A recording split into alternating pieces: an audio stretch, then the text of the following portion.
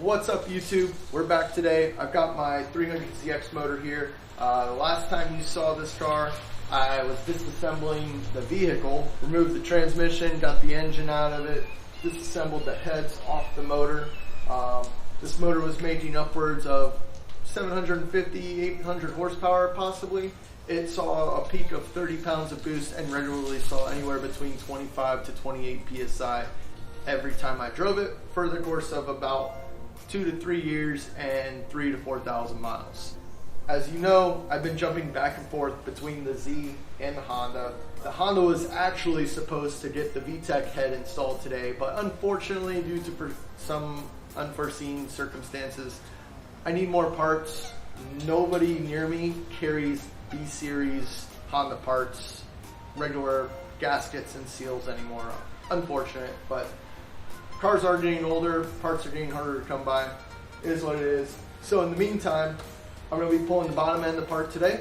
We're going to inspect the rod bearings, main caps, plastic gauge the rod bearings, check for any imperfections in the cylinder walls, the pistons, make sure they're all good to go for the next go around. The reason this engine was pulled to begin with was because I did break my timing belt, but aside from that, I was planning on pulling the motor anyways because I do have another turbo setup that will be going into this car. It's going to be twin G25 660 mirror image turbos from Pulsar Turbos.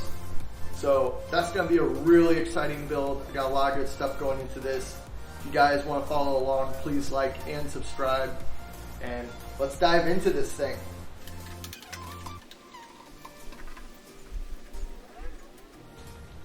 This is probably one of the better things that have been made for the VG30 as well. This is a Brett Dempsey Engineering BDE oil filter relocation kit.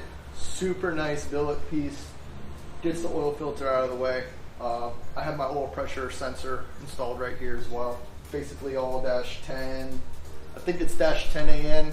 And then I've just run a -10 AN line up to my front oil cooler, oil thermostat housing and all that. I just have a fitting right here with an 1/8 inch NPT for the oil pressure sensor. So start pulling that off. At least get the sensor out of the way.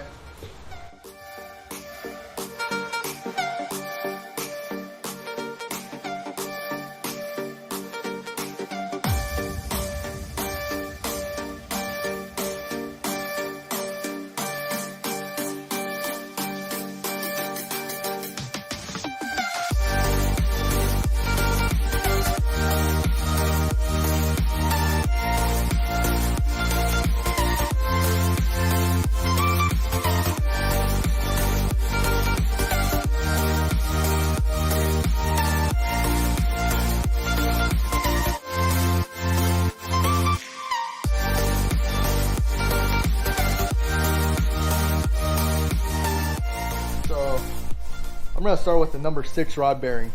The reason being is that is the farthest rod bearing from the oil pump. So if any of these bearings are going to starve, it's probably going to be this one. If memory serves me correct, and based off looking at it, it looks like a 10mm bolt. 10mm 12 point.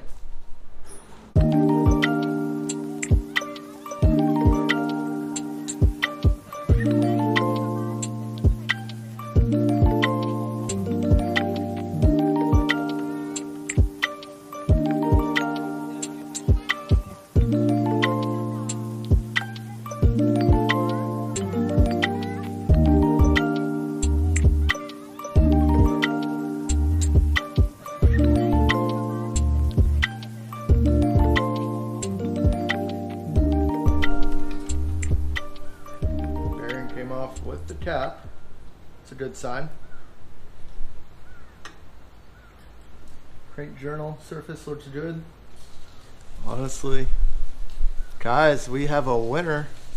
As you can see, a little dimple here and there, maybe some sort of contaminant got into it at some point.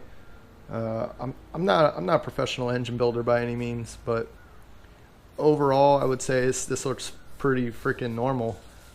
Considering I built this motor and tuned it all by myself on E85, I had a little bit of help, a little bit of input from other guys in the Z community and some very good friends that ran a shop down south.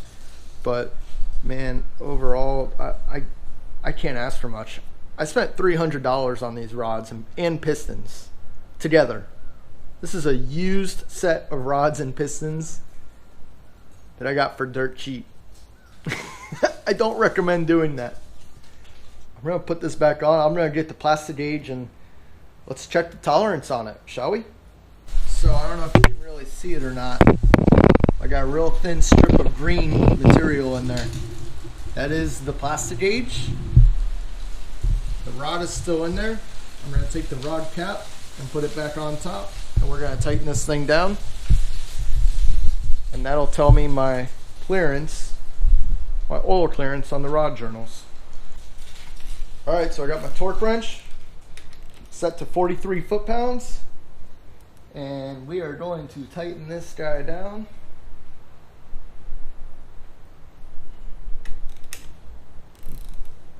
I'm going to do it in two different sequences. First to 30 foot-pounds, second to 43. I don't necessarily have to, but I'd rather it seat down nice and even. Alright, so there's 43 for that one. There's 43 for that one. Let's take it off and see what the results are. A couple light taps. There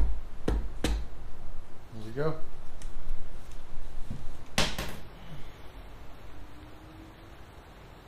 Take this out. So you can see on here, we want it between 0.011 and 0011 and 0019. So we wanted either this big green guy or the white one. And in a moment, I'm going to take you off this stand and I'll show you exactly what I'm talking about. Alright, so I'm not sure if you can really see all that well, but there's a little green mark right here on the top of my thumb, and it is sitting right on, going cross-eyed here looking at this, the 0015 mark, which is right in the middle of specification that we will need. It does get a little narrower down here, but it's still within the 0.0015. It's not quite 002, but that is awesome. Good to see. Great results. Again, this motor was making over 700 horsepower for several years, several thousand miles, and I don't think there was a single time that I hopped into this car and I didn't put my foot to the floor, because if you got it, you might as well use it, right? So I think I'm going to do a couple more rod bearings here. Just double check them, make sure they're all good, and then once that's all good, I'm going to clean this up and throw the oil pan back on it, and we'll seal this up and call it a day. So with that said, we're going to put this back together and we're going to shoot for even more power.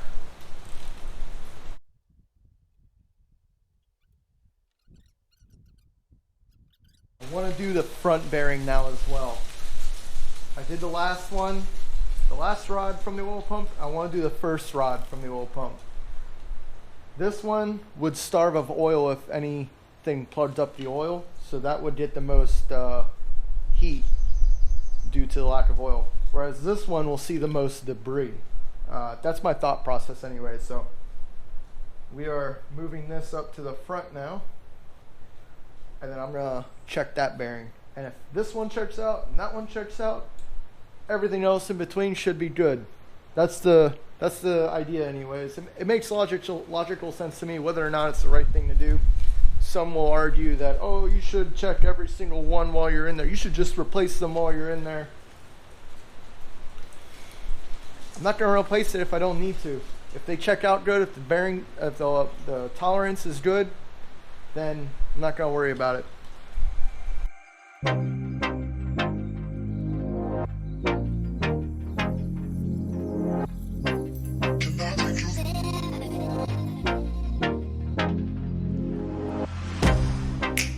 Get you out of my mind. It's like I feel it for the first time. Been thinking about you all night. I I've been searching for this all my life. You're just my type. I've been looking for a boy who can treat me right. Short dark hair with those eyes. And once again, got a nice smooth surface. Nothing catching my fingernail. Looks like just the top coating. I'm using a glove to wipe the oil off, don't judge. Normally I'd use coffee filters, but I don't actually even have any of those around right now, so that looks fantastic as well. It's just the top coating that looks like it wore off. It's completely normal. I'm gonna get some plastic gauge and we'll check tolerance on this bearing as well. Generally speaking, everything looks great.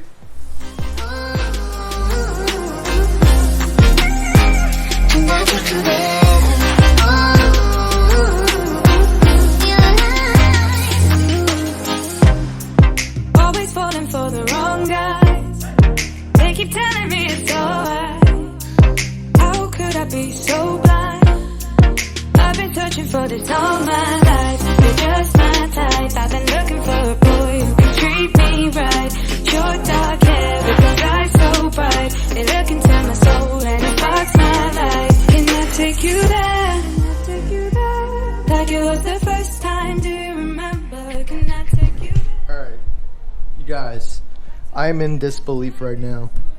I don't know if you can see that very clear, but it is right in the middle of specification. 0.001 and 0.002 are the tolerance thresholds, and we are right in the frickin' middle at 0.0015. Let's freaking go, guys.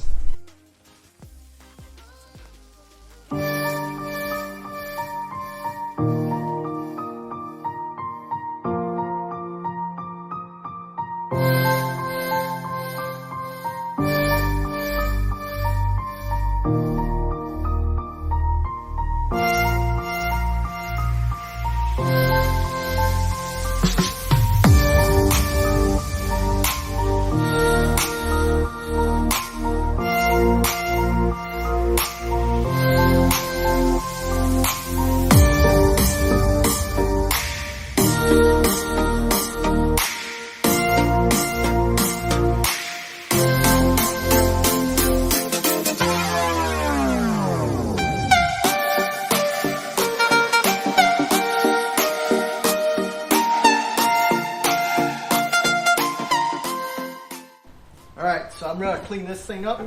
If anyone's curious, this is a Specialty Z 6.5 quart oil pan. After my first motor, it was a factory refresh motor. After that motor spun rod bearing, I decided to go ahead and attempt to bulletproof my oiling system. And with that, I bought this oil pan and a couple other goodies, which I may show later on. But this oil pan holds 6.5 quarts as compared to the factory oil pan, which is 3.5 quart. As you can see, it's got some extra metal welded on. It's a very nice oil pan because there are also baffles on the inside of it to keep from any kind of oil slosh and prevent oil starvation. Very good investment to save your motor. Highly recommend it. Specialty Z is good stuff, guys.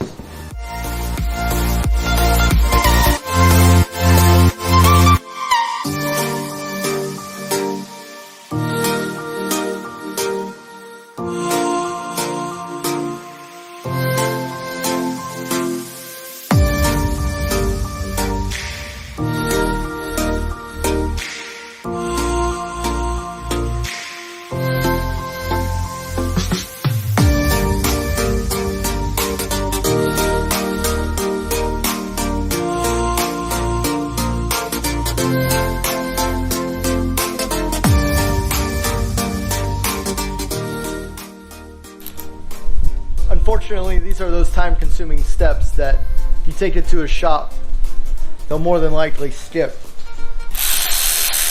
And they'll strip out a thread, and it's one of those things where, like, if you don't pay the good money on a good shop to do this kind of stuff, or to take their time and take care of things like this, they'll very easily skip over it, and you'll never know.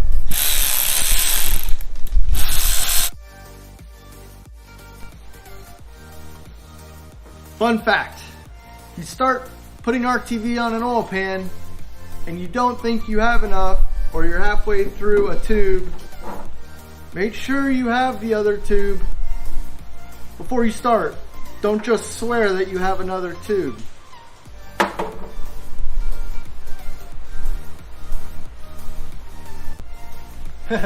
Hey, look guys, I got RTV now, and I have extra. Don't be a dummy like myself. Make sure you have spare RTV. Okay, round 2 of RTV on oil pan. But this time with extra RTV. Yeah!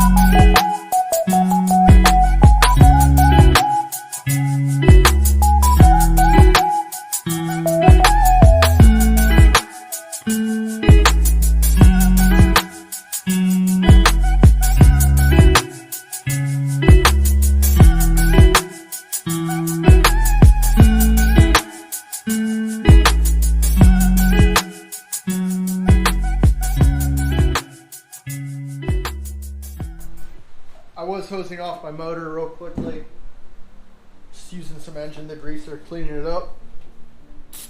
Really just a spot wash, not doing a full-on hose down and spray. I don't want to hose it down with brake clean, because if I hose it down with brake clean, I'd rub away even more of the paint that I got on the oil pan, which honestly when I put it on here the first time, I spent a lot of time on it. So I'm going to leave it how it is for now.